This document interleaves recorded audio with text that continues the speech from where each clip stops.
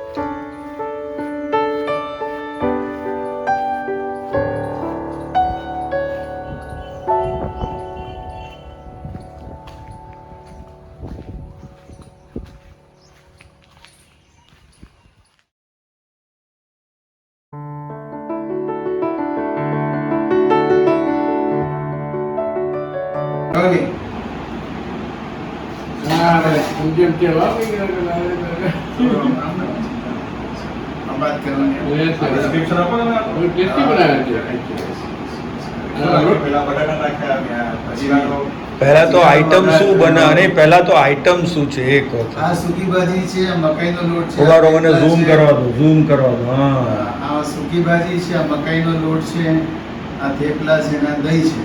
વાહ. મકાઈના લોટનો contribution total આપણા કલ્પેશભાઈનો છે.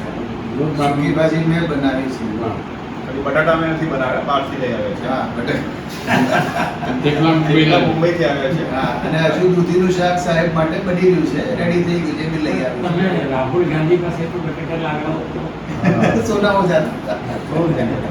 અને અમારું નસીબ છે કે અમે એમ તૈયાર બુફે સ્પ્રેડમાં રેડી ભાણે અમને ખાવા મળે છે, જમવા મળે છે અને ટેસ્ટી, અને એ બી ટેસ્ટી પાછું. ગુજરાતી ડીશ તમને મળે છે. ગુજરાતમાં સૂકી ગુજરાતી ભાજી dish. જોડે દહીં જોઈતું તો દહીં બી રેડી છે. વાહ. મકાઈનો લોટ અમારી અહીંયાની લોકલ રેસીપી છે. વાહ. અહીંયા દેશમાં સાંજે ક્યાં તો ખીચડી હોય તો મકાઈનો આ તો લોટ હોય. મકાઈનો લોટ હોય. અને તમે છાશની અંદર તમારે ખાવાનું હોય. વાહ. આમાં તમારે ખાલી ઝીરો ઓઇલ તમે બનાવી શકો. આમાં તમારે કહેવાય ને ક્યાં વાત. Gluten free. આ જેટલું બી બોલો જરા સંભાળીને બોલજો, કારણ કે આ બંને તમારા ઘરે આ વિડીયો જવાનો છે. કાલથી તમારો પ્રોફેશન કાલથી ચેન્જ થઈ જશે. પણ ભાઈ બહુ મજા આવી, બહુ જ જલસા કરીએ છીએ. અને હવે નેક્સ્ટ ટાઈમ તો અમે ખાતરીથી કહીશું કે અમારે ઘરેથી થેપલા લાવવાની જરૂર નથી.